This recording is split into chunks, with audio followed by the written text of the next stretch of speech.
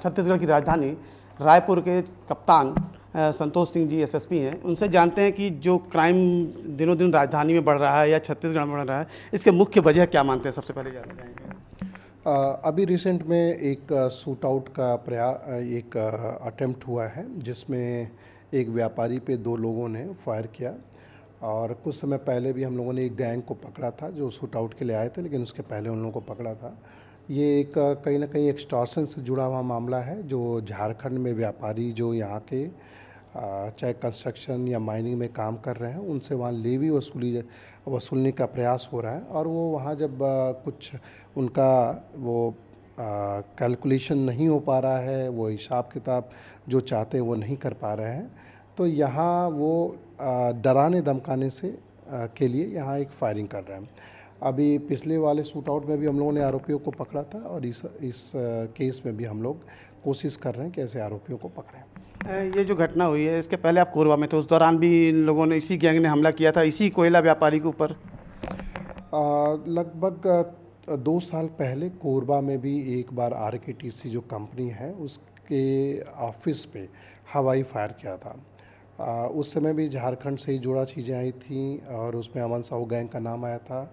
उसमें दोनों शूटरों को हम लोगों ने पकड़ा था। एक शूटर जो झारखंड का था, एक लोकल अकम्प्लिस जो था वो छत्तीसगढ़ का था। तो उन दोनों को भी हम लोगों ने जेल भेजा था।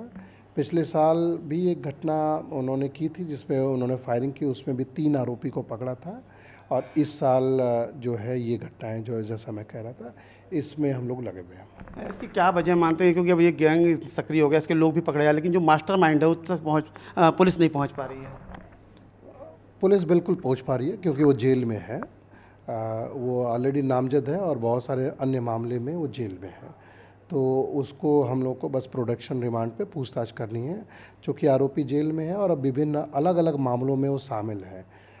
तो उसके प्रोडक्शन वारंट जैसे ही हम लोग को जेल से सहयोग मिलेगा, हम अपने मामले में भी पूछताछ करेंगे। अच्छा, इस बात में कितनी सच्चाई है कि इसका अंतर्राष्ट्रीय गिरोह से भी कोई संबंध, ऐसी जानकारी आ रही है? बेसिकली देखा जाए तो ये एक एक्सटॉर्शन गैंग है जो काफ़ी समय से झारखंड में सक्रिय है।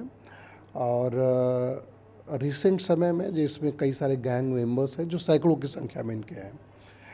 उसमें से कुछ ऐसे व्यक्ति हैं जिनको चूँकि वहाँ की लोकल पुलिस खोज रही है, तो वो वहाँ से गायब होके एक व्यक्ति, विशेषकर एक व्यक्ति का जो सूचना है वो मलेशिया में आ रहा है। लेकिन उसमें भी बहुत कंक्रीट एविडेंस नहीं है।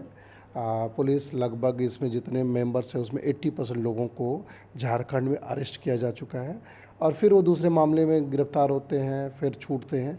इस तरह से ये गैंग ऑपरेट करता रहा है। अभी तक छत्तीसगढ़ में ऐसी घटनाएं नहीं हो रही थी, अब मूवमेंट झारखंड के जो आरोपी हैं वो छत्तीसगढ़ की ओर कर रहे हैं, इसकी वजह क्या है? जैसे मैंने कहा कि ये व्यापार से जुड़ा मामला है, और जो यहाँ के व्यापारी वहाँ काम कर रहे हैं, उनसे वहाँ लेवी की वसूली की मांग कर रहे हैं, उनको डराने के लिए यहाँ ये इंसिडेंट करने की फिराक में है। ऐसी घटनाओं से निपटने के लिए क्या रणनीति, किस तरह की तैयारी है छत्तीसगढ़ पुलिस की? आप देखें तो इसको हम केस बाय केस स्थिति में देखते हैं। अब तक जितने भी उन्होंने इंसिडेंट किए, आप देखेंगे सारे के सारे आरोपी पकड़े गए। पिछले 2 घटनाएं जो उन्होंने फायरिंग की, पिछला एक प्रयास जो उन्होंने प्रयास किया, उसमें भी हम लोगों ने पकड़ लिया 5 आरोपियों को, बल्कि राजस्थान से भी आरोपियों को लाए।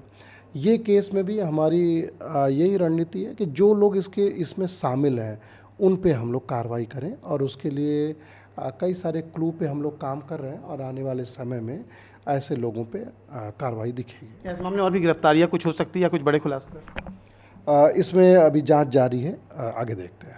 तो ये थे एसएसपी संतोष सिंह, जिन्होंने गोलीकांड से जुड़ी जानकारी दी और साथ ही बताया कि इस जो गिरोह है इसका अंतर्राष्ट्रीय गिरोह से भी संपर्क है। हालांकि सभी मामलों की तलाश पुलिस कर रही है और जल्द ही इस मामले में कई और खुलासे होने की संभावना जताई जा रही है। कैमरामैन मिथिलेश साहू के साथ प्रवीण कुमार सिंह, ETV भारत, रायपुर।